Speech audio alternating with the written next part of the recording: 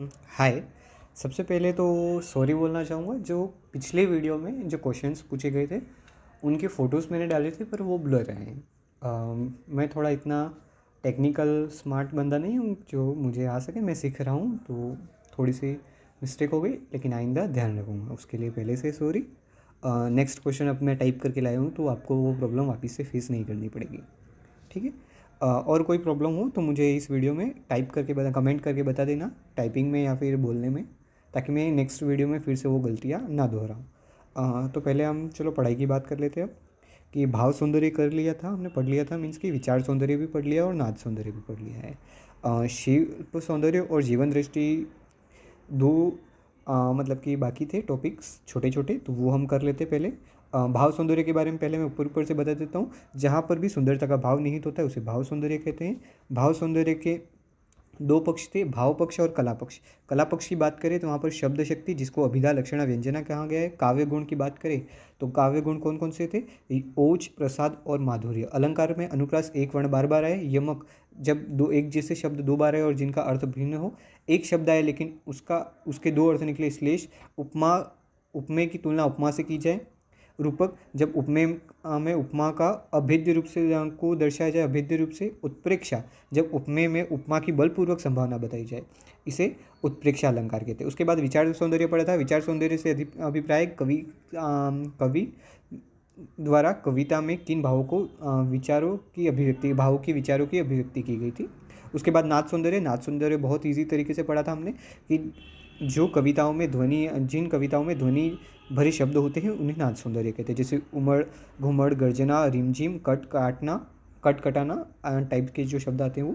अब हम शिल्प सौंदर्य की बात करते हैं। शिल्प सौंदर्य, अब यहाँ से नया टॉपिक स्टार्ट हो रहा है, थोड़ा ध्यान देना, ठीक है। वो पूरा रिवाइज कर दिया था हमने, अब यहाँ पर थोड़ा ध्यान से सुनना। शिल्प सौंदर्य की बात की जा रही है। शिल्प सौंदर्य या शिल्प यानी वह तरीका होता है जब शिल्प यानी तरीका होता है, मीन्स कि सबका अपना अपना पैटर्न होता है जिसे शिल्प कहा गया है। फिर उसके बाद जैसे कि मंदिर होता है, मस्जिद होता है और गुरुद्वारा होते हैं, ठीक है। उनको देखकर आपको पता चल जाता है उनके बनाने का सबका अलग अलग तरीका है। मंदिर अलग तरीके से बनता है, मस्जिद भी अलग तरीके से बनती है और गुरुद्वारा भी। लेकिन आप जब उनको देखते हो, वो सब हैं तो क्या भगवान के ही स्थान है, लेकिन जब आप उनको देखते हो तो आपको पता चलता है कि वो मंदिर है, वो मस्जिद है और एक गुरुद्वारा है। क्यों? क्योंकि उनके जो शिल्प है, उनकी कला, उन मंदिरों को, मस्जिदों और गुरुद्वारों को बनाने की जो कला है वो अलग अलग है। वैसे ही कविता भी, कविता, पाठ और उपन्यास जो हैं वो भी अलग अलग पैटर्नों से बनते हैं, जिनको देखने पर हमें पता चलता है कि कौन सी कविता है, कौन सा पाठ है और कौन सा उपन्यास है। उसे ही शिल्प सौंदर्य कहते हैं, यानी कि लिखने के तरीकों को देखकर हमें पता चल जाए कि वो कविता है, पाठ है या फिर उपन्यास है, उसे शिल्प सौंदर्य कहते हैं। ये पढ़कर मैं ये पैराग्राफ सुना देता हूँ। शिल्प यानी तरीका होता है, सबका अपना अपना तरीका होता है, जैसे मंदिर, मस्जिद और गुरुद्वारा बनाने का अपना अपना तरीका होता है, जिन्हें देखकर हम उनमें भेद कर सकते हैं कि कौन सा मंदिर है, कौन सी मस्जिद है और कौन गुरुद्वारा है। वैसे ही शिल्प सौंदर्य से भी हम कविता, पाठ और उपन्यास के मध्य अंतर देख कर पहचान सकते हैं। सभी कवियों की अपनी अपनी भाषा और लेखन शैली होती है, जिसे शिल्प सौंदर्य कहा गया है। शिल्प सौंदर्य संप्रेषण का गुण होता है, मीन्स कि कम्युनिकेशन का एक गुण होता है शिल्प सौंदर्य की, ताकि जो कवि है अपने भावों को, अपने विचारों को कविता के माध्यम से पेश कर सके, उसे ही क्या कहते हैं? शिल्प सौंदर्य। शिल्प सौंदर्य मीन्स कि ईजी है, जब आप किसी कविता को देखें और वो आपको उनकी पंक्तियों को देख कर लग जाए कि कवि के अंदर कौन से भाव हैं, या फिर कवि किस चीज़ की अनुभूति हमें करवाना चाह रहा है, जैसे कि वीर रस की या फिर दुख की या प्रेम की या फिर राष्ट्र प्रेम की। तो उस अनुभूति को जब हम महसूस करते हैं तो उसे ही शिल्प सौंदर्य कहा गया है। शिल्प सौंदर्य के बाद अब जीवन दृष्टि की बात करते हैं। जीवन दृष्टि भी बहुत छोटा है। जब कवि अपने जीवन के अनुभव से सीख कर कविता लिखता है उसे जीवन दृष्टि कहते हैं, यानी कि जब कवि अपने भावों को व्यक्त कर ना करके अपने जीवन के जो अमूल्य पहलू थे उनसे अनुभव प्राप्त करके फिर उनको कविता में पिरोता है, उन्हें क्या कहा गया है? जीवन दृष्टि, ठीक है। विचारधारा कागदी लिखाई है, जबकि जीवन दृष्टि आंखों देखी, यह भीतर का अनुभव होता है। अब इस लाइन को समझना। जो विचार सौंदर्य पढ़ा था हमने, जिसमें कवि अपने विचारों को व्यक्त करता है, वो एक कागज़ की लिखाई है जो अपने विचारों को उस कागज़ों में लिखता है। लेकिन जीवन दृष्टि जो है वो अपनी आंखों देखी, जो उसने अपनी आंखों द्वारा महसूस किया है, उसको कवि अपनी कविता में लिखता है। इसे जीवन दृष्टि कहते हैं। और विचार दृष्टि में क्या होता है, अपने विचारों को व्यक्त करता है, और जीवन दृष्टि में अपने अनुभवों को व्यक्त करता है। ये जीवन दृष्टि और विचार सौंदर्य में अंतर है। और यह भीतर का अनुभव है, मीन्स कि यह अपने मन का अनुभव है, और विचार जो सौंदर्य है वो बाहर का अनुभव है, क्योंकि वो जब कवि बाहर के वातावरण को देखकर अपने मन में विचार लाता है, उसे व्यक्त करता है विचार सौंदर्य में, जबकि जीवन दृष्टि में अपने भीतर के अनुभवों को व्यक्त करता है। इस प्रकार से हमने जीवन दृष्टि पढ़ लिया है, शिल्प सौंदर्य पढ़ लिया, नाच सौंदर्य पढ़ लिया, विचार सौंदर्य पढ़ लिया, और उसके बाद हमने उस सबसे पहले भाव सौंदर्य पढ़ लिया था। तो हम देखें अभी, तो भाव सौंदर्य कर लिया है हमने, विचार सौंदर्य, नाच सौंदर्य, शिल्प सौंदर्य और जीवन दृष्टि। अगर मैं आपको लॉन्ग फॉर्म में या फिर शॉर्ट में समझाना चाहूँ, तो भाव सौंदर्य का मतलब जब कवि जिस भाव को व्यक्त करना चाहता है, उस भाव को हम महसूस कर सकें या फिर उस भाव का पता लगा सके, उसे भाव सौंदर्य कहते हैं। भाव सौंदर्य का क्वेश्चन बहुत ईजी आएगा कि इसमें कौन सा अलंकार है, टाइप का क्वेश्चन आएगा। ठीक है। विचार सौंदर्य, कवि क्या विचारधारा रखता है, उसके उस टाइप से क्वेश्चन आएंगे, उसे विचार सौंदर्य कहा गया है। नाच सौंदर्य, जहाँ पर भी ध्वनि आए, जैसे कि कुछ 4 पंक्तियाँ देगा, उसमें से नाच सौंदर्य कौन सा ही पूछेगा, तो उन 4 पंक्तियों को देखकर हमें ढूंढना है कि कौन सी पंक्ति से ध्वनि निकल रही है, तो हमें पता चल जाएगा वो नाच सौंदर्य क्या है। शिल्प सौंदर्य, लिखने का तरीका या फिर उस कविता में वीर रस है, राष्ट्र प्रेम है, आदि जो बातें हैं, उनको ढूंढना शिल्प सौंदर्य कहा जाता है। जैसे भाव सौंदर्य और शिल्प सौंदर्य एक ही हैं, जीवन दृष्टि और विचार सौंदर्य भी एक जैसे हैं। कि जीवन दृष्टि में क्या होता है, कवि अपने अनुभवों को व्यक्त करता है, और विचार सौंदर्य में अपने विचारों को अभिव्यक्त करता है। इस प्रकार से हमने चारों कर लिए हैं। तो मैं आपको टिक करके बता देता हूँ।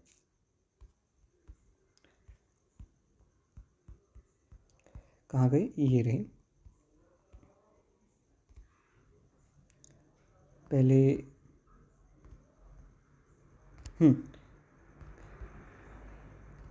तो हमने भाव सौंदर्य कर लिया, विचार सौंदर्य, नाच सौंदर्य, शिल्प सौंदर्य और जीवन दृष्टि, ये चारों कर लिए हैं।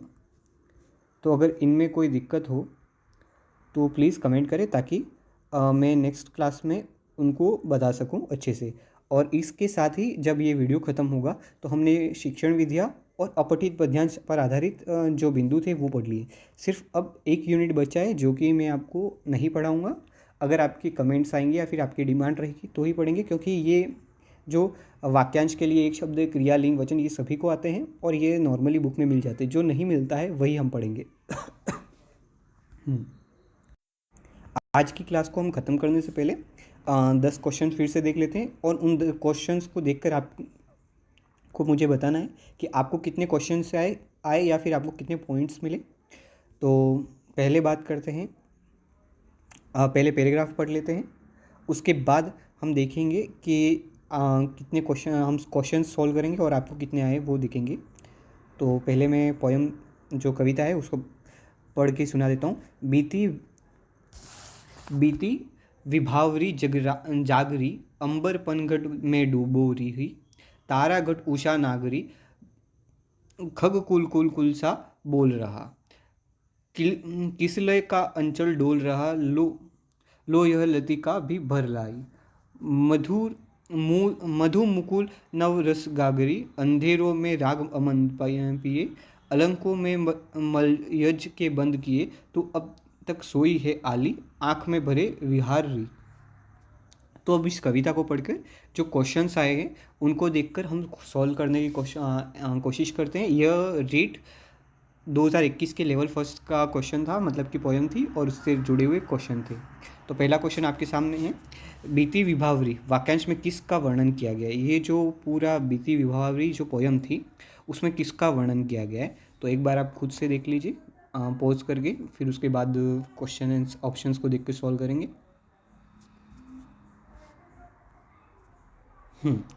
तो अब यहाँ पर ऑप्शंस देखते, चिड़िया का, बालिका का, प्रकृति का या पुरुष का। तो हम देखते हैं, इसका आंसर स यानी कि प्रकृति का है। ये जो पोयम है वो प्रकृति के ऊपर लिखी गई थी। जिस बीती विभावरी का अर्थ होता है प्रकृति अपने सौंदर्य और संगीत के साथ जाग गई है, इस बीती विभावरी का अर्थ होता है शब्द का। अब सेकंड क्वेश्चन देखते हैं,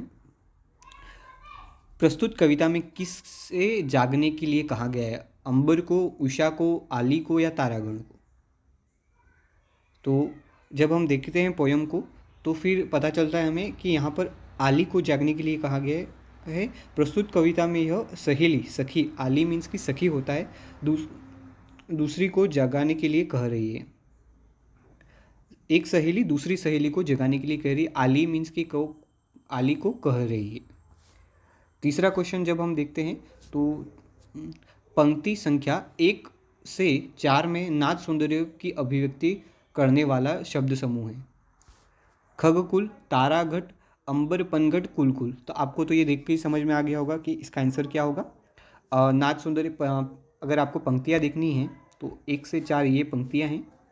बीती विभावरी जागरी, अंबर पनगढ़ में डूबो रही, तारागढ़ उषा नागरी, खग कुल कुल कुल सा बोल रहा। इसमें कुल कुल जो शब्द है वो नाद सौंदर्य का है, क्योंकि यहाँ से ध्वनि उत्पन्न हो रही है। तो इसका आंसर द होगा। ठीक है, अब चौथा क्वेश्चन देख लेते हैं। मधु मुकुल नव रस गागरी काव्य पंक्ति में अलंकार है। अब मधु मुकुल अलंकार कौन सा है यहाँ पर? उत्प्रेक्षा है, रूपक अलंकार है, श्लेष अलंकार है और यमक अलंकार है। हाँ, एक बात और याद आई, अगर अलंकार दिखने तो मैं एक बार रिपीट करवा देता हूँ आपको। अनुप्रास अलंकार, जब कोई एक वर्ण जैसे क ख ग घ अंग ये वर्ण है तो किसी कविता में बार बार आए तो उसे अनुप्रास अलंकार कहते हैं। जैसे कि यहाँ पर चारू चंद्र की चंचल किरणें, ये च बार बार आ रहा है तो यहाँ पर कौन सा अलंकार होगा? अनुप्रास। यमक की बात करते हैं तो जब एक जैसे दो शब्द और जिनका अर्थ भी अलग अलग लिखने, उसे क्या कहते हैं? यमक अलंकार। जैसे कि कनक कनकते सो गुनी, मादकता अधिकाय, या खावे बोराए जग, वा पाए बोराए। मीन्स कि यहाँ पर कनक कनक दोष बार आया है, लेकिन इन दोनों का अर्थ अलग है। एक का सोना अर्थ है और एक का जो धतुरा अर्थ है। सोना मीन्स कि धातु कहा गया है। तो अनुप्रास में एक वर्ण दो बार बार आए और यमक में क्या होता है? दो एक जैसे शब्द लेकिन अर्थ अलग। श्लेष अलंकार में एक ही शब्द आता है लेकिन जिसके 2-3 अर्थ निकलते हैं, उसे क्या कहा जाता है? श्लेष अलंकार। उपमा में और रूपक में और उत्प्रेक्षा में मुझे पता है आपको डाउट होगा। उपमा में इतना समझ लो कि पहली बात तो जहाँ पर संयोजक चिन्ह है, जैसे कि ये संयोजक चिन्ह आपको दिख रहा होगा अलंकार के और जहाँ के बीच में जो चिन्ह है उसे संयोजक चिन्ह कहते हैं। ठीक है, जहाँ पर भी संयोजक चिन्ह है और उसके पीछे संयोजन के जस्ट बाद में, जैसे कि यहाँ संयोजक के जस्ट बाद में क्या है? जहाँ, तो जहाँ की जगह संयोजक चिन्ह के जस्ट बाद में सा, सी, से, सरिस, सम, समान आदि शब्द आए तो उसे क्या कहते हैं? जैसे आप भी फिर से संयोजक चिन्ह दिखा देता हूँ। ठीक है, ये संयोजक चिन्ह जो है उसके जस्ट बाद में सा, सी, सरिस, सम, समान आदि शब्द आए तो उसे क्या कहते हैं? उपमा अलंकार। इतना समझ लो। जैसे कि कोई भी अलंकार आ गया बीच में, फिर क्या गया? संयोजक चिन्ह, और जिसके जस्ट बाद में सा, सी, समानता दिखाई जा रही, तुलना की जाती है, तो वहाँ पर कौन सा अलंकार है? उपमा। और जब संयोजक चिन्ह आए और दोनों तरफ शब्द हैं या फिर संज्ञाएं हैं तो उसे रूपक अलंकार कहते हैं। उत्प्रेक्षा के लिए क्या है? जब उपमेय में उपमान की बलपूर्वक संभावना व्यक्त की जाए। अब वापिस से अगर इस क्वेश्चन को देखोगे तो आपको अब इजी लगेगा कि क्वेश्चन में मधुर मुकुल, यहाँ पर संयोजक चिन्ह है दोनों के बीच में। ठीक है, दोनों तरफ क्या है? संज्ञा। तो कौन सा अलंकार होगा? अभी मैंने बताया रूपक। तो इसका आंसर क्या होगा? ब। अगर इसके मधु सा यूं होता, मधु फिर संयोजक चिन्ह फिर सा बाद में होता, तो वहाँ पर कौन सा होता? उपमा अलंकार। अब पांचवा क्वेश्चन देख लेते हैं। संपूर्ण कविता में उद्बोधन है गति से स्थिरता की ओर गमन हेतु, स्वर से सन्नाटे की ओर गमन हेतु, निष्क्रियता से सक्रियता की ओर, या फिर प्रकाश से अंधकार की ओर। तो देखो आप ऑप्शंस को देखकर भी पता लगा सकते हो कि कहाँ गया, क्या कहा गया है। देखो सुबह की बात हो रही है तो आपको पता चल गया है, पर्यावरण की बात हो रही है, प्रकाश से अंधकार तो होगा ही नहीं, निष्क्रियता से सक्रिय हो सकता है, स्वर से सन्नाटे की ओर हो सकता है, या फिर गति से स्थिरता की ओर हो सकता है। तो स्वर से सन्नाटा भी कैसे हो सकता है? सन्नाटे से स्वर होता तो भी समझ में आता, और गति से स्थिरता, स्थिरता से गति होता तो समझ में आता। तो एक ही ऑप्शन राइट है, कौन सा? निष्क्रियता से सही सक्रियता तक। तो उसका आंसर स होगा। तो हमने अभी तक 5 क्वेश्चन जो पिछले साल पैराग्राफ आया था उसको देखकर सॉल्व किए। आपके कितने नंबर आए इन 5 क्वेश्चन को सॉल्व करने में वो देखना और मुझे बताना कमेंट में। अब दूसरा क्वेश्चन देख लेते हैं हम। ये भी रीट 2017 में आया था, लेवल फर्स्ट का ही क्वेश्चन है। मैं जीवन का भीषण दूरदम प्रलयंकर तूफान लिए हूँ, अपने दिल में मर मिटने का मैं स्वर्णिम अरमान लिए हूँ, जिसको सुन रिपू के दिल टूटे, मैं वह गौरगान लिए हूँ, मुझे मृत्यु भय, अरे हथेली पर मैं अपनी जान लिए हूँ। ये जो पोयम थी वो कविता थी, हमने देख ली है। अब इसके क्वेश्चंस को देखते हैं। ठीक है, काव्यांश के अंतिम 2 पंक्तियों में कवि की भावना प्रकट होती है। जो अंतिम जो पंक्तियाँ हैं कौन कौन सी, 7वीं और 8वीं, मुझे मृत्यु का भय, अरे हथेली पर मैं अपनी जान लिए हूँ। इस काव्य की पंक्तियों से क्या पता चलता है? कवि कायरता की, बहादुरी की, प्यार की या पलायन की? तो कायरता दिख ही नहीं रही है इसमें, प्यार की भी नहीं दिख रही है, पलायन की भी नहीं दिख रही है, तो कौन सी? बहादुरी। उसके बाद कवि दिल के किस प्रकार का स्वर्णिम अरमान लिए है वो देखना है हमें। तो यहाँ पर भाग जाने का अरमान है, आत्मसमर्पण का है, पुष्प देने का, या फिर मर मिटने का है? तो मर मिटना का है, ये सबको पता है, हमने देख लिया है। उसके बाद हम नेक्स्ट क्वेश्चन की ओर चलते हैं। ऊपर के 2 चरणों में नाद सौंदर्य की उपस्थिति है। मैं हूँ शब्दों के कारण, जीवन और स्वर्णिम शब्दों का कारण, दुर्दुम और प्रलयंकर शब्दों के कारण, या फिर बिना कारण? तो इसका आंसर क्या होगा? यहाँ पर नाद सौंदर्य का जो क्वेश्चन आया है वो थोड़ा टफ आया है। आपको कौन सा आंसर लगता है? दुर्दम। दुर्दम एक ध्वनि है जिसके बारे में बात की गई है, तो इसका आंसर दुर्दम होगा। उसके बाद कवि ने काव्यांश में कौन सा गुण प्रयोग किया है? ओज गुण, माधुर्य गुण, प्राची गुण और सुंदर गुण। मैंने आपको पहले से ही ये बता दिया था। देखो डीपली क्वेश्चन आया कि नहीं आया, और हमने पढ़ा था इसलिए हमें ईजी लगता होगा, और किसी को कोई भूल गया होगा तो मैं फिर से बता देता हूँ। गुण कितने होते? 3 होते, ओज, प्रसाद और माधुर्य। मुख्यतः, हाँ, मुख्यतः 3 होते हैं, ओज गुण, प्रसाद गुण और माधुर्य गुण। ओज गुण का मतलब क्या होता है? जिसे पढ़ने पर उच्च यानी उत्साह आ जाता है, फिर क्रोध आ जाता है। प्रसाद मीन्स कि जिसको पढ़ने पर हम सरलता से समझ सके, और माधुर्य मीन्स कि प्रेम की या फिर चित्त प्रसन्न होने की बात की जाए, उसे माधुर्य गुण कहते हैं। तो आप जब इस क्वेश्चन को पढ़ोगे, इस कविता को, कि कविता कहाँ गई? हाँ, मैं जीवन का भीषण दुर्दम प्रलयंकर तूफान लिए हूँ अपने दिल में मर मिटने का। तो इसको पढ़ने से ही पता चल रहा है कि यहाँ पर उत्साह की भावना आ रही होगी, या फिर कवि के अंदर क्रोध की भावना आ रही होगी। तो यहाँ पर कौन सा गुण होगा? ओज गुण। तो ये आंसर राइट है।